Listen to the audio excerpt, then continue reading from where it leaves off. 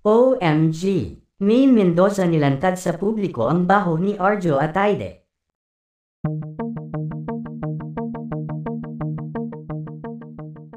Ilang araw nang ang laman ng balita ang pagkakasangkot sa ilegal na gawain ng aktor at congressman na si Arjo Ataide, matapos na madawit ito sa mga kongresistang nabigyan at tumanggap ng komisyon sa flood control projects ng kumpanya na pag-aari ng mga diskaya.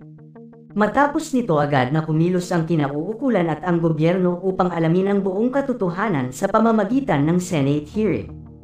Matapos mapatunayan ang lahat ng sinabi ni Curly Discaye sa nasabing hearing, at magkaroon ng sapat na ebidensya laban sa mga sangkot, agad na kumilos ang gobyerno upang agad na pagbayarin ang mga kurakot na nakaupo na kongresista na tumanggap ng nasabing komisyong ito. Agad na dinampot ng NBI si Arjo Ataide nitong nakaraang araw, isa sa mga sangkot na kongresista dahil sa pagtanggap nito ng higit sa 60 milyon pesos.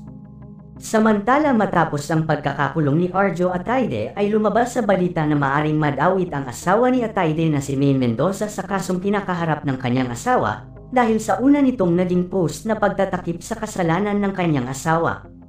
Subalit tila bumaliktad ngayong araw ang unang naging statement ng may bahay ni Arjo Ataide matapos na mapabalita na nakipaghiwalay na si Maine Mendoza sa kanyang asawa bago pa man tuluyang hulihin at damputin at ikulong si Ataide. Ayon sa inilabas na statement ng abogado ni Maine, inamin nito na tuluyan na silang naghiwalay ni Arjo dahil hindi na umano nito kaya pang pagtakpan ang mga kasalanan ng kanyang asawa.